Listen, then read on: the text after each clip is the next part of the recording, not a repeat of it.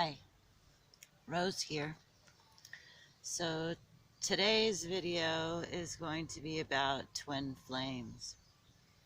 And I'm not exactly sure what I'm going to say about this, but I'm going to do so sitting here while making a love bomb. And I started out,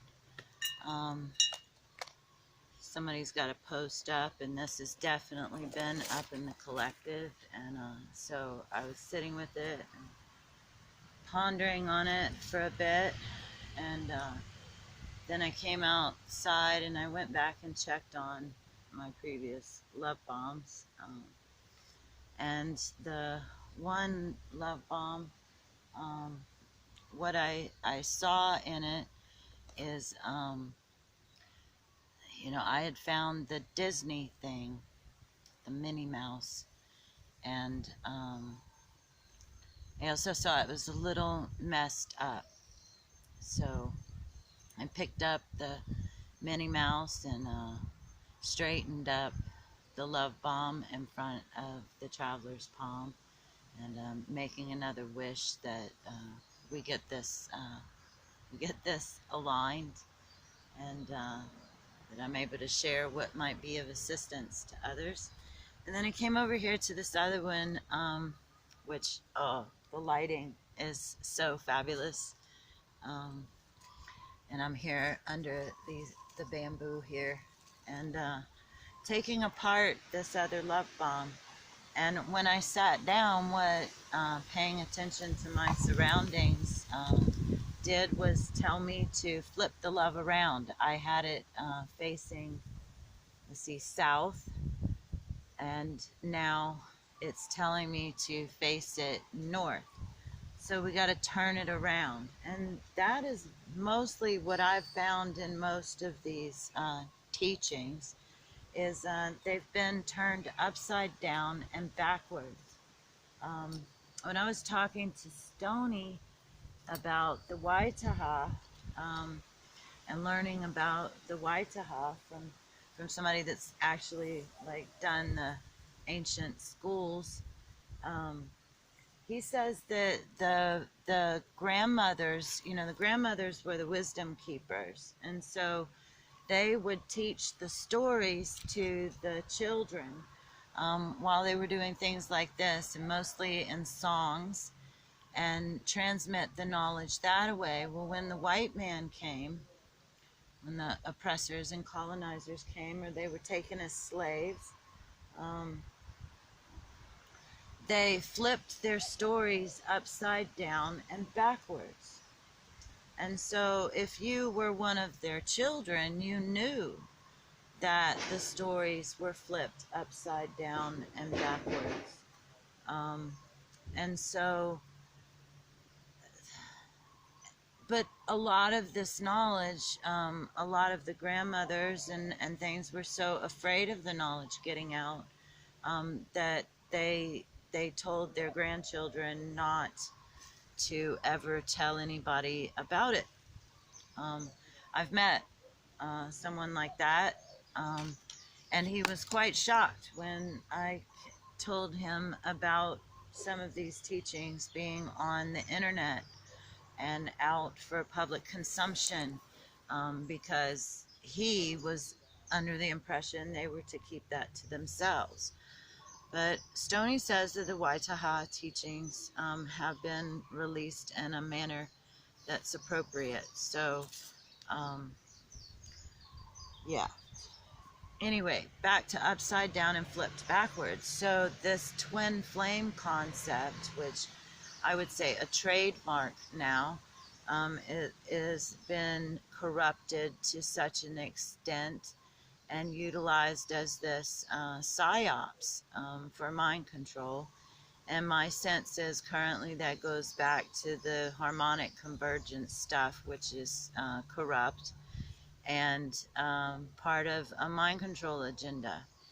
And I know for myself, I was very much influenced by mind control. Disney, ta-da! I mean, if you watched any of the Disney, it's in there. and programmed for this romantic destructive relationship thing, and these Disney princess stories, these archetypes. And with the harmonic convergence and all of that, the 1111, a lot of this got triggered. It got triggered in me. Back in March, I had started waking up and checking into, you know, truth about Monsanto and collapse, and hearing this call to go, and it was all around twin flames. And I met somebody and thought he was my twin flame, and I saw his name everywhere. It was Kelly Diamond. And I would see Diamond this and Diamond that, and I was like following these signs in 22, and boy, did I go on quite the adventure with all this. And like, I told him how I felt that all of this stuff that came through, and he quickly ran off. And I did a channeling with Dawn Qatar that told me I was a twin flame. And so I went on this journey for love. I mean, this is like what I'm here for, love.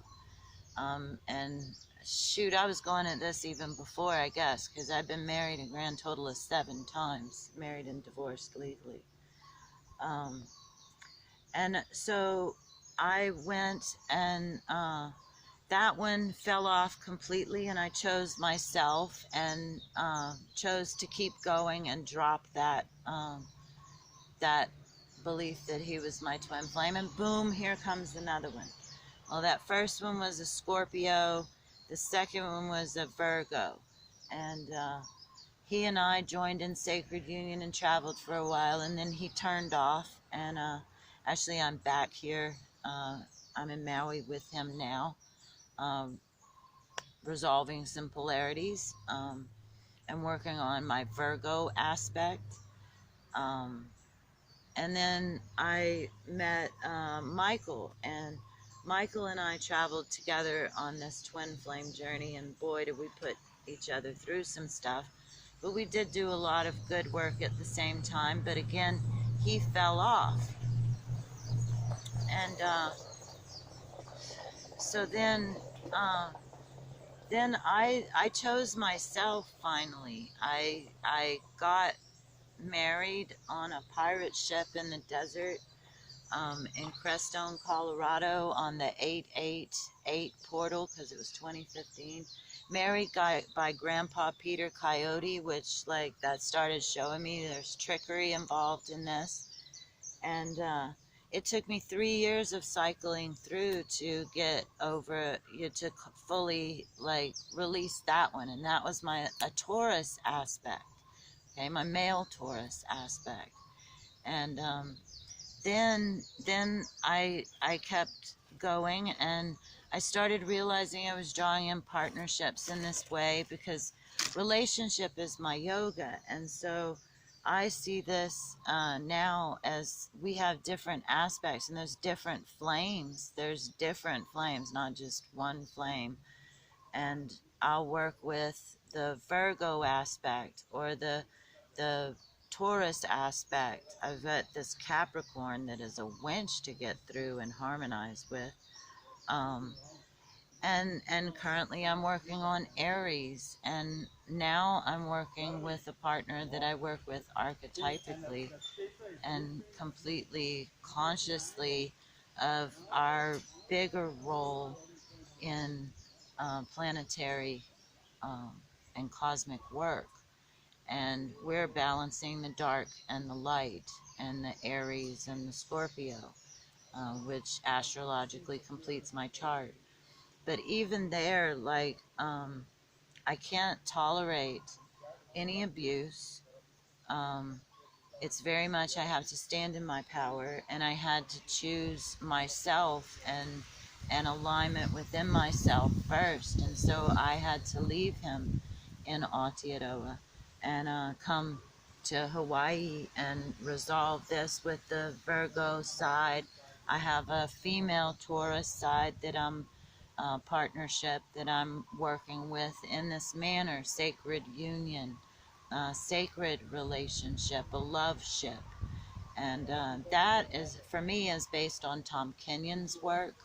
And I think a lot of us are playing ourselves into some traps with the tarot readings and these readings around twin flames, and hooking ourselves into these painful, karmic, archetypically doomed um, programs. And so for us, it's like about merging all of these different ones and resolving them, and then bringing in a new blueprint, um, and doing so consciously together. And those things take, like, it has taken me cycling through so many different partnerships, so many different relationships, so many different aspects and parts. And it, the energy ultimately that my beloved is can come into many forms, but many forms aren't in a position to hold the energetic. And they could also only hold it as much as I could hold it. So ultimately, this brings it back to me, right?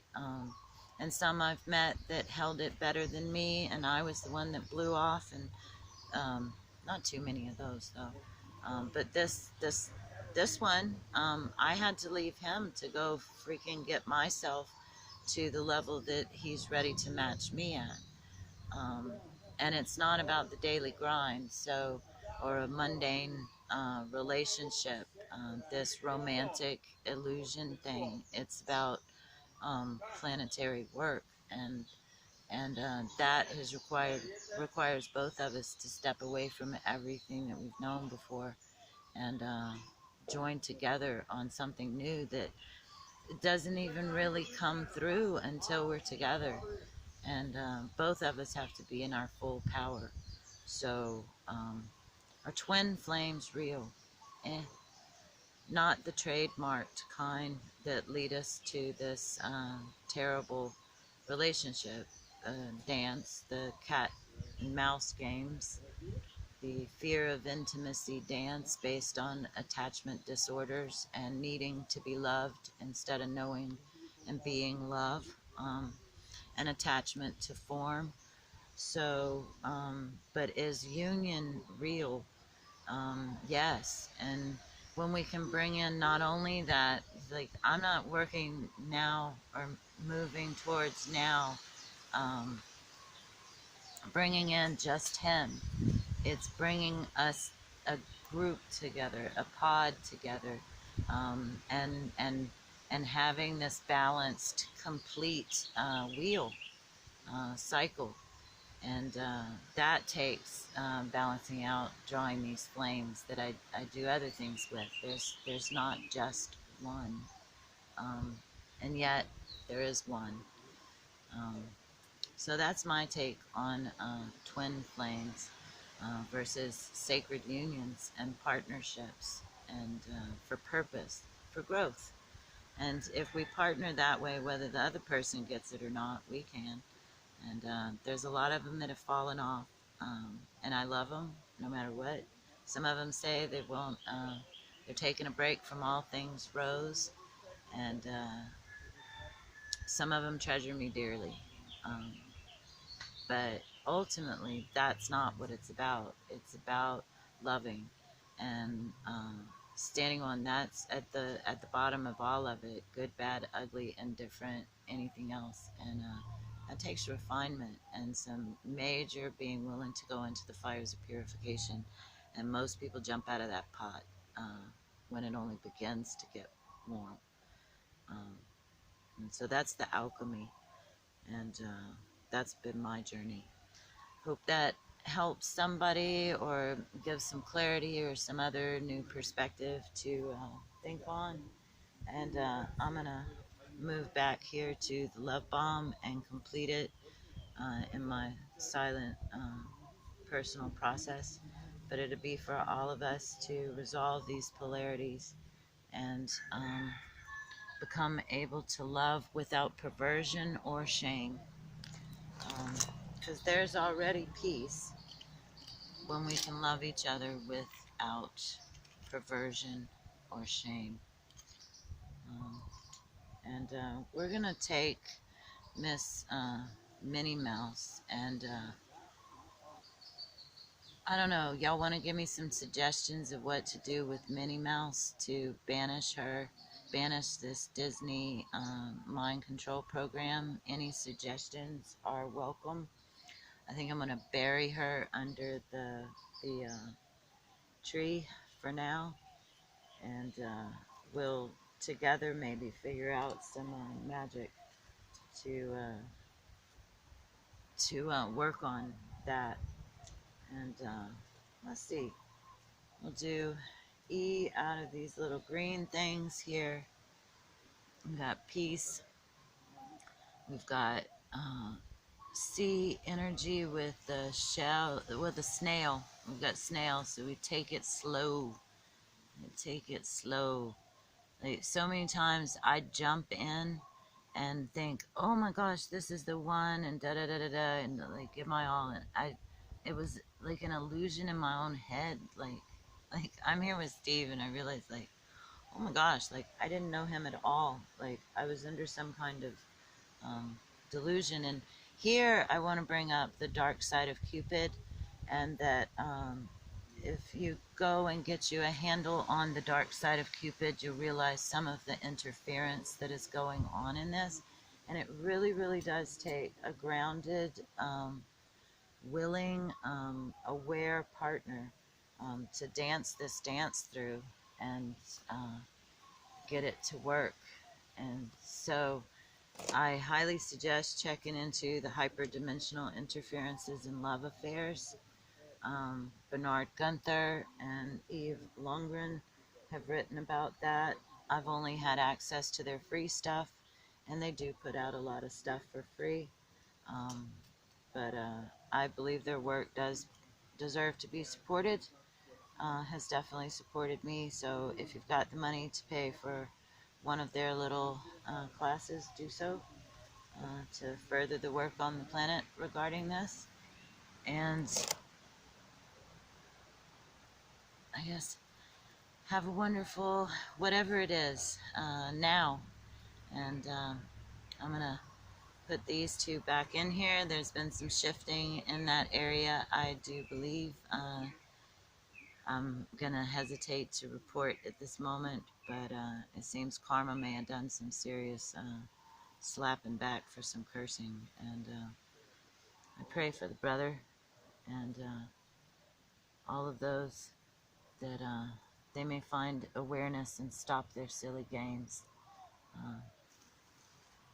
The perversion of love and partnership and community and sacred union has gone on long enough.